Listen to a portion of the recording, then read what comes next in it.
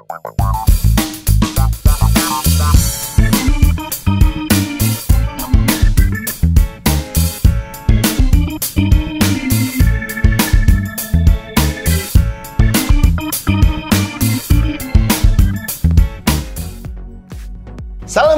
teman-teman, saya Randy Adha, Sekilas IT, dan video kali ini saya kedatangan PGA card terbaru dari AMD Radeon. Nah, mantap kan?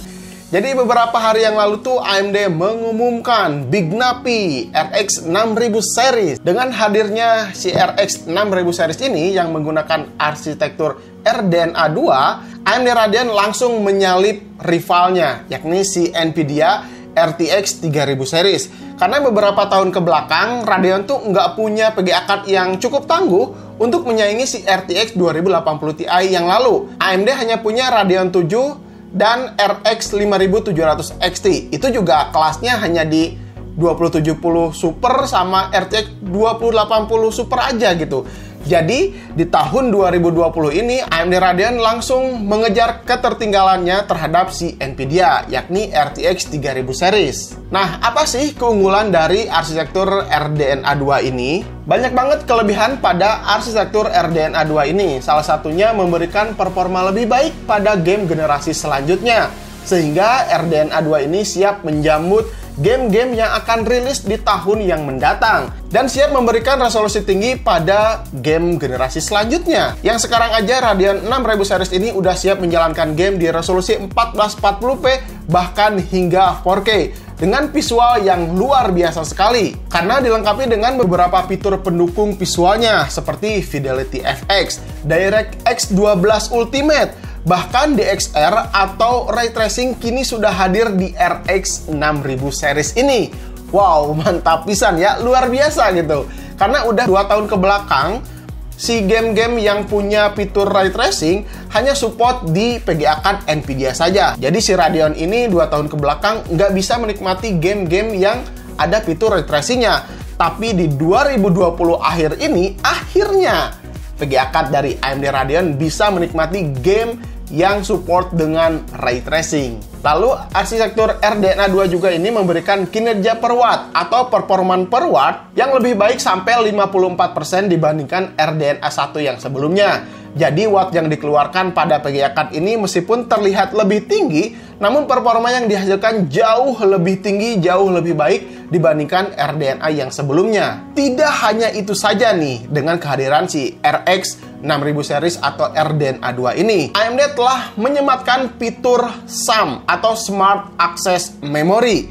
Jadi intinya, dimana kalau misalkan kalian pakai atau menggunakan prosesor 5000 series yang diduetkan dengan PGA card si RX 6000 series ini, bakalan mendapatkan benefit lebih atau mendapatkan buff lebih, performa yang lebih, bahkan 5-11% di game-game tertentu. Dan di video kali ini juga saya akan coba bagaimana, apakah performa SAM ini, Smart Access Memory ini benar-benar memberikan buff atau benefit lebih terhadap si prosesor 5000 series dan Radeon RX 6000. Kita bakalan tes di beberapa game. Nah, tapi sayangnya si fitur SAM ini belum semua support untuk motherboardnya. Hanya ada beberapa motherboard yang untuk saat ini atau video ini tayang, baru ada 4 motherboard yang support dengan fitur SAM ini. Mungkin untuk saat ini BIOSnya belum tersedia untuk beberapa motherboard. Jadi hanya 4 motherboard saja yang bisa menggunakan atau menjalankan fitur SAM ini. Ya mudah-mudahan aja gitu. Nanti ke depannya chipset motherboard 500 series semuanya bisa menjalankan fitur SAM ini. Jadi kan lumayan nih, bisa mendapatkan benefit atau performa lebih meskipun sedikit, tapi tetap aja itu ada peningkatannya gitu. Nah, fitur SAM ini bisa diaktifkan di pengaturan BIOS, tapi kalian harus update dulu BIOSnya ke versi terakhir. Untuk saat ini sih, ketika video ini dirilis di AGESA 1100. Nah, kebetulan di sini saya kedatangan si RX 6800 yang polos. Untuk spek si RX 6800 ini punya bus clock 2105 MHz, GPU clocknya 1815 MHz, lalu memorinya 16 GB GDDR6 256 bit, interface PCI-nya 4.0x16, punya compute unit 60, ROPS 96, dan Infinity Cache 128 MB.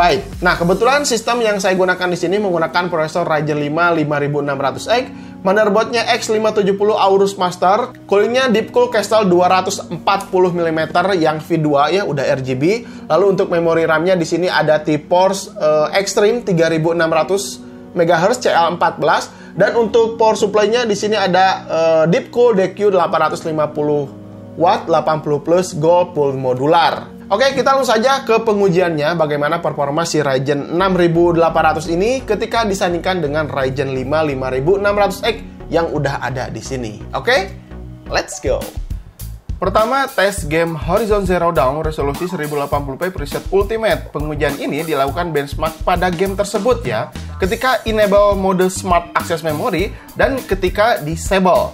Oke, di resolusi 1080p perbedaan cukup terasa mulai dari maksimum FPS, dan yang paling penting adalah average FPS-nya ketika SAM diaktifkan mendapatkan 125 FPS, terpaut jauh ketika SAM disable atau tidak aktif, hanya mendapatkan 104 FPS.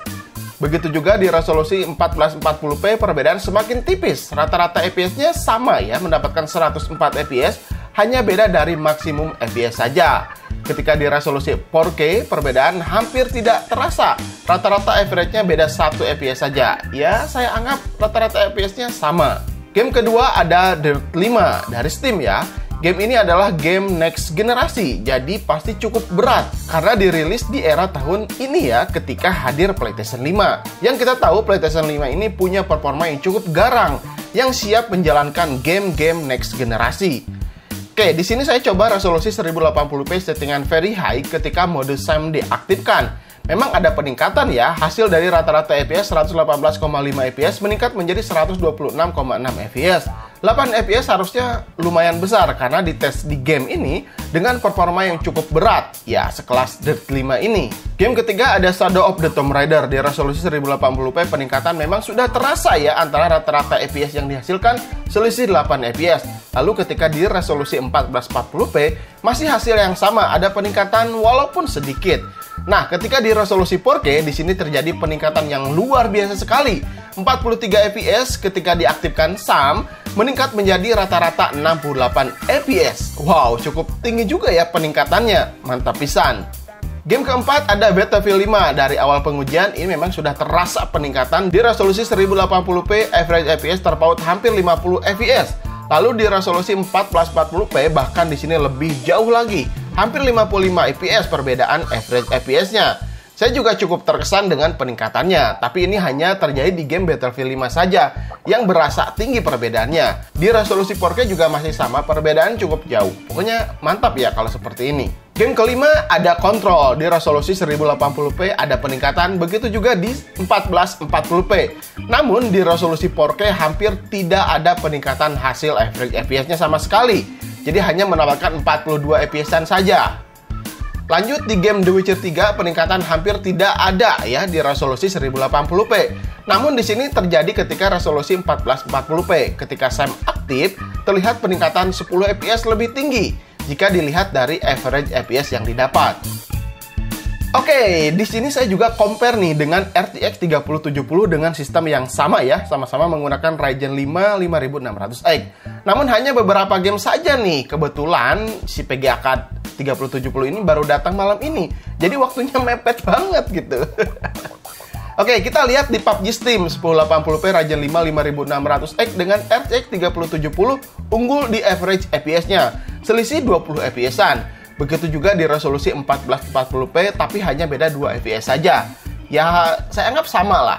Lalu di resolusi 4K, RTX 3070 masih memimpin tipis nih dari average FPS yang dihasilkan dengan PGA Card RX 6800. Tapi di game Dirt 5 ini, RX 6800 unggul di semua resolusi. Jauh juga sih perbedaan FPS-nya ya. Resolusi 1080p RTX 3070 hanya mendapatkan average-nya 86,2 FPS. Sedangkan di RX 6800, average FPS-nya 126,6 FPS. Bahkan sampai resolusi 1440p perbedaannya cukup terlihat. Ya, game ini sih memang optimasinya di AMD ya. Biasanya sih kalau misalkan seperti ini harusnya beda-beda tipis gitu. Tapi saya juga kurang tahu apa penyebabnya nih. Hingga FPS-nya bisa signifikan jauh. Mungkin nanti ada update terbaru menyusul. Ya, kita akan tunggu aja gitu. Nah, lanjut lagi di sini saya tes game yang ada ray tracing-nya. Di game Control resolusi 1440p preset Ultra ray tracing medium RX 6800 sedikit unggul, rata-rata FPS-nya 89,8 fps. Sedangkan RTX 3070 82,3 fps. Ya tipis ya. Namun di sini berbeda nih ketika DLSS pada RTX 3070 diaktifkan. FPS-nya rata-rata meningkat menjadi 113,2 fps karena fitur DLSS ini memang ya diandalkan juga oleh Nvidia. Begitu juga di resolusi 4K hasilnya RTX 3070 masih tetap lebih tinggi. Nah, berbeda jika di Battlefield 5 RX 6800 FPS rata-ratanya lebih tinggi sedikit ya di resolusi 1440p. Karena di sini RTX 3070-nya saya tidak mengaktifkan DLSS. Di game Horizon Zero Dawn RX 6800 juga cukup unggul ya di resolusi 1080p bahkan sampai 4K gitu. FPS-nya selisih 5-10 fps. Ya memang si game Horizon Zero Dawn ini tuh optimisnya juga di AMD juga gitu. Ya ini cukup normal lah perbedaan antara 5-10 fps. Nah, terakhir di pengujian Port Royal karena keduanya sudah bisa menjalankan ray tracing, jadi saya tes 3D Mark Port Royal ini ya. Yang dihasilkan di sini lebih tinggi RTX 3070 yang mendapatkan skor 7901. Sedangkan RX 6800 skornya hanya di 7534 saja. Jika melihat hasil seperti ini, RTX 3070 tetap masih di atas angin ya jika menjalankan ray tracing. Ya, karena memang Radeon baru awal ini sih support ray tracing. Jadi masih akan banyak gitu yang akan dikembangkan nanti. Jadi kita bakalan tunggu hal ini. Nah, tambahan juga untuk temperatur rata-rata PGA card kedua ini saat menjalankan Port Royal, keduanya mendapatkan suhu yang sama, 68 derajat Celcius. Menurut saya PGA card kedua ini cukup adem lah. Lagi pula di sini saya pengujiannya di ruangan tanpa AC gitu, yang cukup gerah juga. Oke teman-teman, bagaimana menurut kalian tentang performa si RX 6800 yang punya arsitektur terbaru RDNA 2 ini? RX 6800 siap menyambut masa depan di dunia game dengan arsitektur terbarunya. Hadirnya RDNA 2 seperti transisi menuju teknologi canggih yang terbukti dengan hadirnya fitur-fitur yang ada di RX 6000 series ini. Mantap pisan! Oh ya, untuk harga resmi di Indonesia saya belum ada info lebih lanjut ya. Tapi kalau misalkan nanti ada, saya akan simpen di deskripsi. Oke, mungkin segitu aja teman-teman. Mudah-mudahan video ini bisa bermanfaat untuk kalian. Jangan lupa like dan share video-video dari Sekilas IT. Sampai ketemu di video berikutnya. Saya Randy Adha, Sekilas IT. Assalamualaikum warahmatullahi wabarakatuh. Salam teknologi. Oke, tes 3, 2, 1.